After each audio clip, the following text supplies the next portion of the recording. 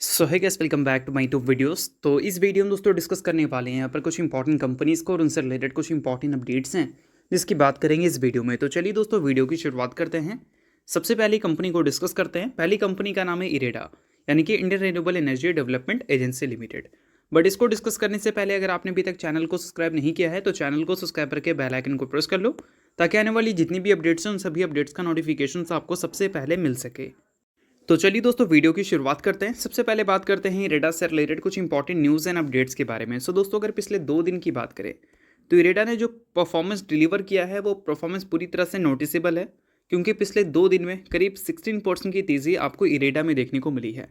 अब इस तेज़ी के पीछे का एग्जैक्ट रीज़न क्या है तो चलिए उसकी भी बात कर लेते हैं, बट ये रीज़न ऑलरेडी हमने डिस्कस कर रखा है। अब देखो दोस्तों, रिसेंटली कंपनी ने क्या किया है कि खुद को बड़ा दिखाने के लिए या फिर खुद को एक्सपैंड करने के लिए कंपनी ने फंड रेज से रिलेटेड, बोरिंग से रिलेटेड या फिर बॉन्ड से रिलेटेड कई सारी अनाउंसमेंट करती हुई दिखी है। और वह सभी अनाउंसमेंट में एक चीज़ क्लियर रहा है कि कंपनी पैसे को बढ़ा रही है या फिर अपने लोन बुक को बढ़ाने की कोशिश कर रही है। अभी रिसेंटली कंपनी ने बताया था अपने बोर्ड मीटिंग के आउटकम्स में कि कंपनी के जो बोरोइंग्स लिमिट हैं उसको वो 5,000 करोड़ से इंक्रीज़ कर रही है FY25 के लिए। पहले ये नंबर 24,200 करोड़ का था, अब उसको बढ़ाकर कंपनी ने 29,200 करोड़ कर दिया है।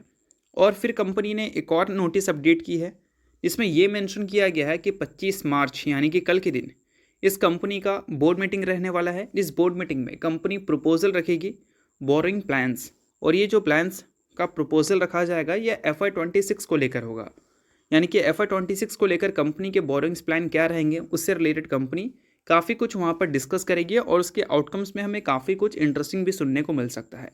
और वो इंटरेस्टिंग काफ़ी ज़्यादा कमाल का हो सकता है, और इस बेसिस पे ही मार्केट पिछले कुछ टाइम से इरेडा में अच्छी परफॉर्मेंस डिलीवर की है, या फिर मार्केट का कन्विक्शन इरेडा से रिलेटेड बुलिश है, ऐसा भी हम बोल सकते हैं।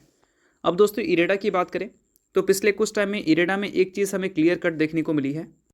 लिस्टिंग के बाद इस कंपनी में काफ़ी ज़्यादा तेज़ी थी, जिस तेज़ी के बाद ये स्टॉक एक टाइम पे हमें ओवर वैल्यूड होता हुआ दिखा था।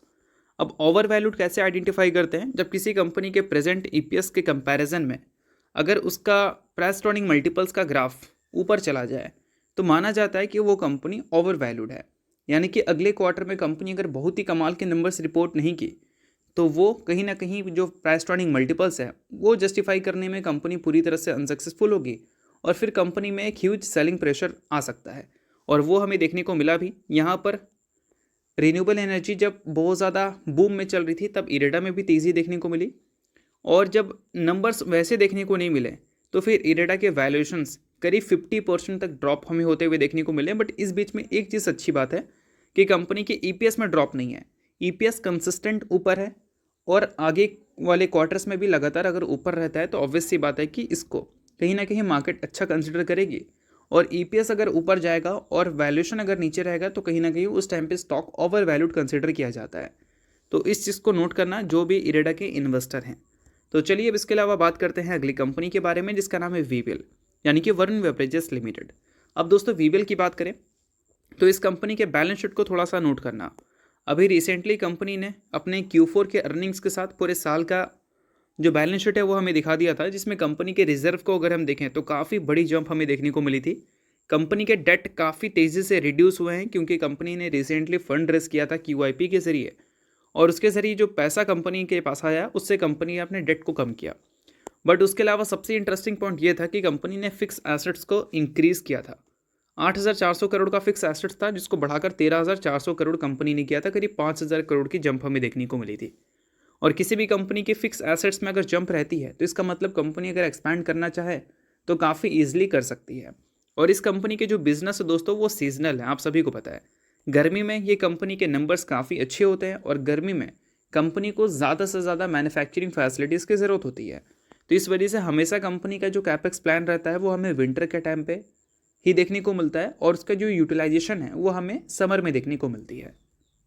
और अभी फिलहाल इसी से रिलेटेड एक काफ़ी इंपॉर्टेंट अपडेट है कंपनी के मैन्युफैक्चरिंग फैसिलिटीज़ को लेकर। आज के दिन कंपनी ने ड्यूरिंग द मार्केट एक नोटिस अपडेट किया था एक्सचेंज में, जिसमें मेंशन किया गया था कि कंपनी के जो कमर्शियल प्रोडक्शन है वो शुरू हो चुके हैं कार्बोनेट सॉफ्ट ड्रिंक का और पैकेज ड्रिंकिंग वाटर का एट इस मैन्युफैक्चरिंग फैसिलिटीज़, जो कि है कांगड़ा हिमाचल प्रदेश में। तो न्यूज़ को नोट कर लो अगर आप वीवेल के इन्वेस्टर हैं। और ये न्यूज़ का एक्चुअल में क्या सेंस बनता है वो भी मैं आपको समझा देता हूँ। तो देखो दोस्तों, Q1 की बात करें और Q2 की बात करें, यहाँ पर इस कंपनी को काफ़ी ज़्यादा डिमांड फेस करनी पड़ती है, चाहे हम ड्रिंकिंग वाटर की बात करें या फिर सॉफ्ट ड्रिंक मार्केट की बात करें। और इन दो बोल सकते हैं क्वार्टर्स में कंपनी के ज़्यादा से ज़्यादा फैसिलिटीज़ एक्टिव होते हैं, और इसकी जो डिमांड है उसको फुलफ़िल करने के लिए कंपनी बोल सकते हैं Q4 के एंड में ही अपने प्रोडक्शन को शुरू कर देती है ज़्यादा से ज़्यादा अपनी फैसिलिटीज़ का, ताकि जो डिमांड अचानक से बढ़े उस डिमांड को फुलफ़िल करने के लिए कंपनी के पास इनफ से इनफ सप्लाई होनी चाहिए। तो ये एक तरह से देखा जाए तो न्यूज़ इंपॉर्टेंट थी अगर आप वीपीएल के इन्वेस्टर हैं तो। और दोस्तों, मैं एक और चीज़ देखना चाहूँगा कि वीपीएल ने पिछले साल जो Q1 में अपने नंबर्स दिखाए थे वो काफ़ी ज़्यादा अच्छे थे अगर Q1 की बेसिस पे कंपेयर करें तो। But year on year basis पे अगर हम देखें तो वहाँ पर हमें 28% की ग्रोथ देखने को मिली थी, और जो कंपनी का सबसे ख़राब पीरियड होता है Q3 का, वहाँ पर कंपनी के 38% हमें ग्रोथ देखने को मिले। तो इसको अगर कंपनी 30% से ऊपर ले जाती है तो ये काफ़ी इंटरेस्टिंग होगा, बट अगर 30% से नीचे रहा, 20% के भी ऊपर रहा, तो उसको भी हम ख़राब नहीं बोल सकते। बट इन्वेस्टर्स के मन में एक लालची होता है कंपनी के नंबर्स की ग्रोथ का, और वो अगर ये रिपोर्ट करने में सक्सेसफुल रहती है तो पर्सनली वो चीज़ मुझे अट्रैक्ट करेगा। तो चलिए अब डिस्कस कर लेते हैं वारे रिन्यूएबल टेक्नोलॉजीज़ लिमिटेड को। अब दोस्तों, आज के दिन की बात करें तो वारे रिन्यूएबल का शेयर भी काफ़ी फोकस में है, क्योंकि इसमें भी आपको एक बड़ी तेज़ी विटनेस करने को मिली होगी। अब इस तेज़ी के पीछे का रीज़न क्या है? रीज़न इंपॉर्टेंट है, क्योंकि विदाउट रीज़न अगर कोई स्टॉक ऊपर रहता है तो इन्वेस्टर्स के मन में चुल मचा रहता है कि क्या रीज़न है कि इतनी बड़ी तेज़ी देखने को मिल गई, और अगर रीज़न नहीं है तो क्या ऑपरेटर इस स्टॉक को ऑपरेट कर रहे हैं। तो सबकी बात हम लोग इस वीडियो में करेंगे। अब देखो दोस्तों, जब तक मैं वीडियो बना रहा हूँ तब तक अगर देखा जाए तो वारे रिन्यूएबल से रिलेटेड कोई भी न्यूज़ अपडेट हुई नहीं है, बट फिर भी अगर स्टॉक ऊपर है तो इसके पीछे का एक रीज़न हो सकता है जिसकी बात हमने ऑलरेडी कर रखा है। अभी देखो 52 वीक हाई से ये कितना गिरा है, करीब 68%। एक टाइम पे ये 72-73% भी नीचे था। तब हमने एक पॉइंट डिस्कस की थी कि वारे रिन्यूएबल्स का जो करंट वैल्यूएशन है वो कहीं ना कहीं कंपनी का नंबर्स को बिहाफ पे काफ़ी अट्रैक्टिव है, क्योंकि अगर इसके ग्रोथ को देखोगे दोस्तों तो यहाँ पर जो कंपनी का सेल्स ग्रोथ है और यहाँ पर जो कंपनी का प्रॉफिट ग्रोथ है, ये प्रॉफिट ग्रोथ और सेल्स ग्रोथ तब खराब लगेगा जब किसी कंपनी का पी 300 के ऊपर देखने को मिले, 150 या 200 के ऊपर देखने को मिले। बट जब किसी कंपनी का पी अगर 45-50 के रेंज के आसपास देखने को मिले, तब ये जो नंबर है वो काफ़ी अट्रैक्टिव लगेगा। तो नोट करने वाली बात यहाँ पर यह है कि हमेशा सिचुएशंस के हिसाब से नंबर्स को अच्छा और ख़राब माना जाता है। अगर वैल्यूएशन ज़्यादा है, अगर डिसेंट नंबर है तो बहुत ख़राब नंबर माना जाएगा, और वैल्यूएशन कम है और उस टाइम डिसेंट नंबर है तो उसको बहुत अच्छा माना जाता है। तो ऐसे टाइम पे जब मार्केट किसी कंपनी को बहुत ही ज़्यादा तोड़ चुकी हो और उस कंपनी के नंबर्स अच्छे आ रहे हों और आगे भी अच्छे आने के चांसेस हैं, और उस टाइम पे वैल्यूएशन वाइज अगर वो कंपनी अट्रैक्टिव है, तो बीच बीच में आपको ऐसे बल्क बाइंग देखने को मिल जाती है, जिस वजह से स्टॉक आपको अल्टीमेटली ऊपर देखने को मिलता है बीच बीच में 1-2 ट्रेडिंग सेशन। और अच्छी बात यहाँ पर यह है कि कंपनी का ईयर ऑन ईयर बेसिस पे ग्रोथ जो है उसमें कोई कॉम्प्रोमाइज़ हमें देखने को मिली नहीं है। पिछले साल कंपनी ने जो नंबर्स रिपोर्ट किया था वो 867 करोड़ का रेवेन्यू का था। इस बार कंपनी ने लगभग 1400 करोड़ दिखा दिया है पिछले 4 क्वार्टर में। उम्मीद है कि इसको कंपनी 2000 करोड़ के आसपास ले जाएगी, ऐसा कंपनी के स्टेटमेंट भी थे।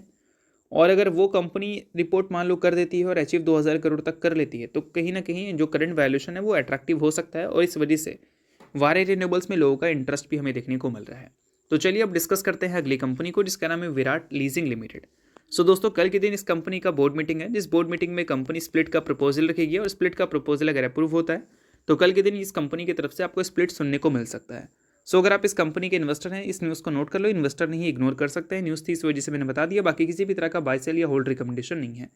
तो चलिए दोस्तों, ये वीडियो यहीं तक था। आपको वीडियो आपको अच्छा लगा, लाइक कीजिए, पहले बार सब्सक्राइब कीजिए। वीडियो के लिए बहुत बहुत शुक्रिया।